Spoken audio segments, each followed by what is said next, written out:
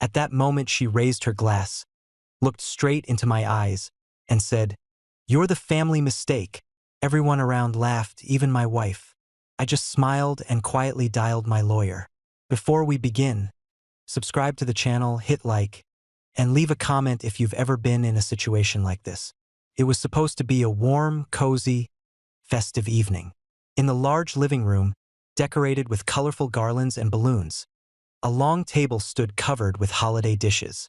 The air smelled of roasted turkey, grapes, and fresh pastries, while outside the windows a light autumn rain was falling.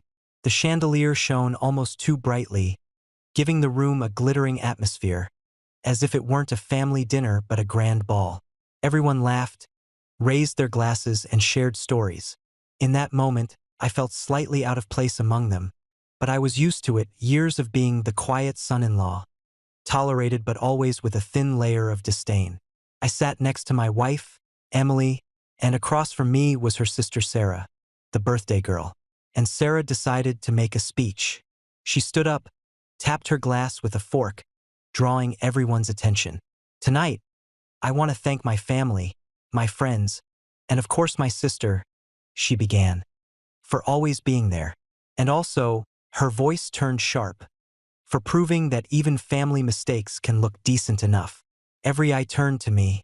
Someone snickered, others smirked, and my own wife, my Emily, sat right next to me laughing with her sister. That sound cut into me like ice. I didn't say a word. I just took a sip of wine and kept a calm expression. But inside, something snapped shut, like the heavy door of a vault locking forever. I looked at them, this table, these people who thought of me as invisible, weak, unnecessary. Around me, the room buzzed with laughter, but in my ears it became hollow and distant. I didn't stand up, didn't argue, didn't shout. I leaned back in my chair, wore the mask of indifference, and waited for the evening to end. I refused to give them the show they wanted. I refused to let them taste my anger. Already, I understood. Sometimes the loudest cry is silence. When everyone was still talking and cutting cake, I quietly stepped into the hallway, slipped on my coat, and left with a dry, "Thanks for dinner." An hour later, I was sitting in my car on a dark street, leaning back in the seat and dialing my lawyer. There was no surprise in his voice when I said, "It's time. Start the process." He answered simply, "Understood." And in that moment, my smile carried no anger, no sadness, only cold resolve. The days after that dinner felt strange, like walking through a fog that I had been waiting years to step into. On the surface, everything was normal. Emily and I shared the same house, the same kitchen, the same polite exchanges in the morning before she left for work. But there was a silence between us that wasn't the silence of comfort. It was the silence of two people who knew something had cracked wide open. She didn't bring up the birthday party, didn't mention her sister's words, didn't even attempt a half-hearted apology. It was as if she assumed I would swallow it like I had swallowed 100 small humiliations before. She was wrong this time. At the office, I went through the motions, attending meetings, answering calls, smiling when I had to. My colleagues didn't know that during lunch breaks I was sitting in my car, phone pressed to my ear, speaking in a low voice with my lawyer, David. He was calm, precise, almost clinical in the way he laid out the steps. He reminded me that nothing good comes from rushing, that we had to follow procedure, make every move airtight. I listened, nodding to myself, eyes fixed on the steering wheel, feeling for the first time in years that I was taking back control of something I'd given away.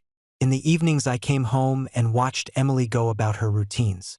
She'd be laughing into her phone in the living room, usually with Sarah. Their bond was strong, always had been. I used to admire it. Now I saw it differently. Every laugh felt like a blade, every glance toward me like a silent reminder that I was the outsider, tolerated but never embraced. And yet I remained calm. I didn't confront her, didn't raise my voice, didn't even let my expression betray what was happening beneath the surface. She thought my silence meant weakness. She thought my stillness was surrender. She had no idea it was the quiet before a storm. Nights were the hardest. I'd lie awake staring at the ceiling, the glow of the digital clock painting numbers across the dark. I thought about the years I had given to this marriage, the compromises I had made, the respect I had shown her family even when it wasn't returned. And I thought about that one sentence, that one public declaration, designed to humiliate me. Words have weight heavier than any blow. Her laughter, their laughter, replayed in my head like an echo. But instead of crushing me, it fueled me. It hardened something inside me I didn't even know was there. David called me on a Wednesday evening. His voice was steady, matter of fact. "The documents are ready," he said. "We can move forward tomorrow. Are you sure you want to do this?" I looked across the room at Emily, who was curled up on the couch scrolling through her phone, smiling at something I wasn't part of. "Yes," I said. "I'm sure." I hung up and walked into the kitchen, poured myself a glass of water, and stood there in the dim light, listening to the faint hum of the refrigerator. That sound was oddly soothing, like the world was still, waiting for what came next. The next day, the process began. I didn't announce it, didn't warn anyone. There was no shouting match, no dramatic confrontation. Just paperwork, signatures, and the wheels of something much larger quietly turning in my favor. Emily carried on as if everything was the same. She kissed me on the cheek in the morning, cooked dinner in the evening, never noticing that my phone buzzed with messages not from friends but from attorneys. It was a strange dual life, one where on the surface I was the same husband, but beneath it all I was building an escape route stone by stone. A week later I found myself driving through the rain, the wipers slashing back and forth, the road stretching endlessly ahead. I thought about what Sarah had said again, how she had smiled as the words left her mouth, how Emily had laughed beside her. They had thought it was a joke, something light to toss across a crowded table. But it wasn't a joke to me. It was a declaration, and declarations demand responses. As I drove, the city lights blurred through the windshield, and I realized that for the first time in years I wasn't angry. I wasn't broken. I was focused. A calm settled over me, the kind of calm that only comes when a decision has been made and there's no turning back. I parked the car outside my lawyer's office, sat there for a moment, and then stepped out into the night. Inside, the building was quiet, the kind of quiet that makes every step echo. David was waiting for me with a folder in his hand. He didn't need to say much. We both knew what this meant. I signed the papers, one after another, the pen scratching across the pages like the sound of chains breaking. When I finished, I slid the folder back across the desk, leaned back in the chair, and let out a breath I hadn't realized I'd been holding for years. Walking back to the car, the rain had stopped. The air was clean, sharp, almost electric. I looked up at the dark sky and felt something shift inside me. I wasn't the same man who had sat at that birthday table in silence. Something had changed, something irreversible. And as I gripped the steering wheel and started the engine, I knew one thing with absolute certainty. Silence can be sharper than any weapon. The days that followed moved with an almost unnatural stillness, as though time itself had paused to watch what was unfolding. Emily remained oblivious. She still carried herself with that same casual confidence, floating from one conversation with her sister to another, organizing brunches, sending texts filled with laughter and emojis, completely unaware that the ground beneath her feet was already beginning to shift. I played my part well. I was present, polite, predictable. To her, I was still the quiet husband who avoided conflict and let things slide. To everyone else, I was still that background figure, the one people looked past when they entered a room. But inside me, the silence had turned into steel. Every morning I woke earlier than usual, sitting at the kitchen table with a cup of coffee, scrolling through documents, reviewing details, answering brief, concise emails from David. He was meticulous, a man who believed in patience as much as precision. He reminded me again and again that nothing good comes from letting emotions steer the ship. Facts, timing, leverage, those were the tools we used, and I began to appreciate the art of waiting. Emily noticed I was quieter than usual, though she didn't ask why.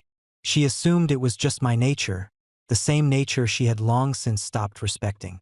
If she noticed me leaving the house more often, she didn't question it. If she saw me checking my phone at odd hours, she didn't pry. That was the thing about years of underestimating someone. You stop paying attention to them entirely. And in that blindness, I found my freedom. It wasn't long before the first ripple spread through her family. At a Sunday dinner, Sarah mentioned something offhand about an investment fund the family had always leaned on, a trust set up decades earlier by Emily's grandfather. She expected it to be a joke, a reminder of how her future was secure no matter what choices she made. But this time the joke fell flat. Her father shifted in his seat, her mother cleared her throat, and Sarah looked around the table, confused by their silence. I sat there quietly, eating my food, eyes lowered, letting the tension fill the room without needing to add a single word. That silence said enough. It was a silence I had been sharpening like a blade. After dinner, Emily confronted me for the first time in weeks. Her tone was sharper, a little less sure. "What's going on?" she asked. "My family's acting strange." Dad wouldn't even look Sarah in the eye. I shrugged. Maybe they've realized something they should have a long time ago. Her eyes narrowed, searching my face for clues, but I gave her nothing. That was my power now, nothing. A blank wall she couldn't climb, a locked door she couldn't open. She walked away frustrated, muttering under her breath, and for the first time I felt no urge to explain myself, no urge to calm her down. I let her stew in her confusion. By midweek, the storm clouds truly began to gather. Sarah called Emily in a panic. I overheard bits of the conversation as Emily paced the living room. Words like access, blocked, documents, floated through the air. Her voice rose with each sentence, her usual confident tone crumbling into something closer to desperation. I sat in the next room, flipping idly through a magazine, as though her sister's panic meant nothing to me. But inside I felt a quiet satisfaction, not joy, not gloating, just the solid weight of balance finally tipping back in my favor. That night, Emily tried again. "Do you know something about this?" she asked, her voice softer, edged with unease. I looked at her, really looked at her, the woman I had once loved so fiercely, the woman I had given so many years to. "You laughed," I said simply. "You sat there and laughed." She froze, stunned by the calmness of my words, as though she had expected anger or accusations. But there was none, only the echo of her own actions reflected back at her. She turned away, unable to respond, and for the first time I saw a crack in her certainty. The following days were filled with restless energy. Sarah was calling constantly now, her once bright, mocking tone replaced with shrill urgency. Emily spent hours on the phone with her parents, her voice rising and falling in arguments I pretended not to hear. I moved through the house like a ghost, present but untouchable. I cooked meals, read books, took walks, all the while letting the storm rage around me without stepping into it. That was the secret. They had built their lives on the assumption that I would never act, that I would never have the courage to shift the balance. And now that it was shifting, they had no idea how to stop it. One evening, as Emily sat at the dining table with her laptop open, papers scattered across the surface, she slammed her hand down in frustration. "This doesn't make sense," she muttered. "None of this makes sense." I looked up from my chair, my expression calm, almost curious. "Maybe it makes perfect sense," I replied. She looked at me then, really looked, and I saw fear flicker in her eyes for the first time. It wasn't dramatic, it wasn't loud, but it was there. And that flicker told me everything I needed to know. The silence between us grew heavier after that. She stopped laughing so much with her sister, stopped making those late-night calls that used to fill the house with noise. Instead, she lingered in rooms, watching me when she thought I didn't notice, searching for answers I had no intention of giving her. The power had shifted, and she felt it in every quiet pause, in every unanswered question, in every calm look I gave her. What once had been a marriage built on my compromise was now a stage where she struggled to understand the new script, a play where she was no longer in control of the lines. And through it all, I remained steady. I didn't need to shout. I didn't need to explain.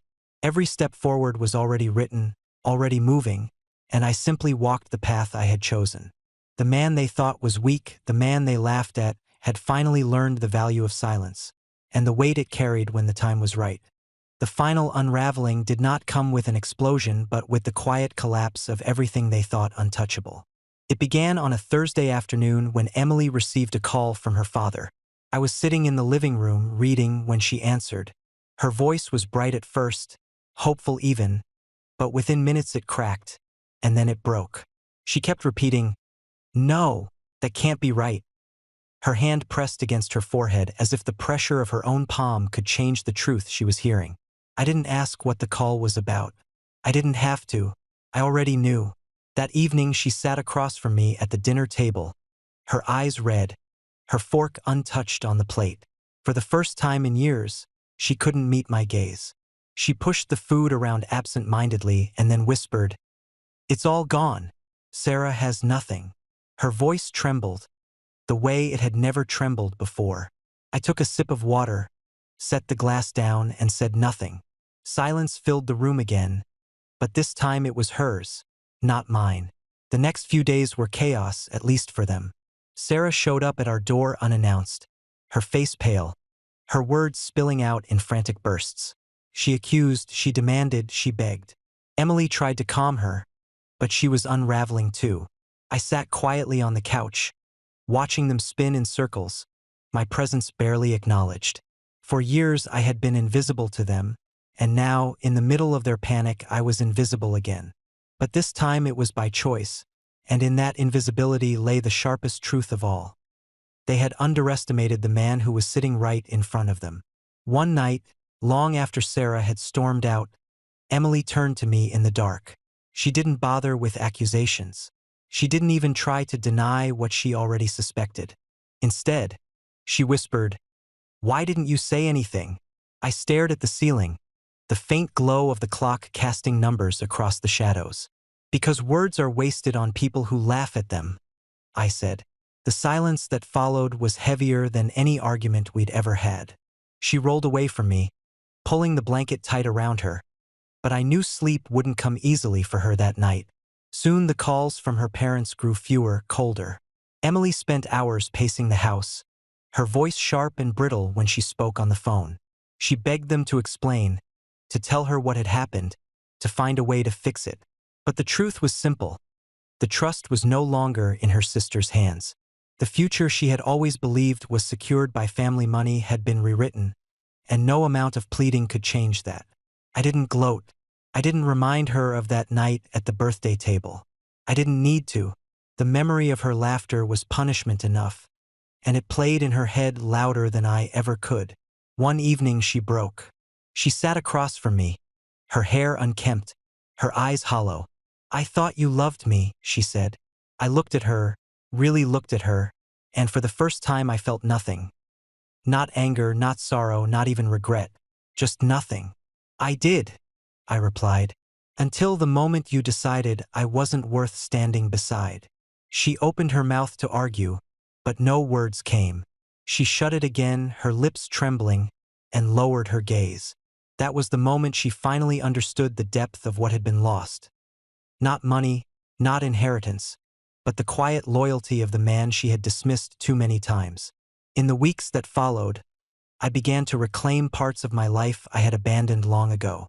I spent time with old friends, picked up books I had left unread, went for long drives with no destination. Emily remained in the house, moving like a shadow, her voice softer, her laughter gone. The phone calls from her sister dwindled into silence. The family gatherings no longer included invitations for her, and if they did, she never told me. Our home felt like a stage after the curtain had fallen. The audience gone, the lights dimmed, only the echo of what had once been. One afternoon, as I sat by the window watching the last leaves of autumn scatter in the wind, Emily approached me. Her voice was quiet, almost childlike. "Is this really it?" she asked. I turned to her, my expression calm, steady. "It was at the moment you laughed," I said. She nodded slowly, as though she finally accepted what had been true all along. She walked away, and I watched her go without a word. That was the difference now. I didn't need words. Silence had carried me further than any argument ever could. And so it ended not with shouting, not with broken dishes or slammed doors, but with quiet acceptance. She had her silence now, the same silence I had carried for years, but for her it was suffocating. For me it was freedom. As I stood one evening by the door, keys in hand, I looked back at the life I was leaving behind and realized that sometimes the most powerful revenge isn't fire or fury. It's walking away whole when the other person is left empty. And in that moment, she understood, and I understood. Silence sometimes speaks louder than any scream. If you stayed with me through this story, make sure to subscribe, hit the like button, and leave a comment sharing your thoughts. Your voice matters here.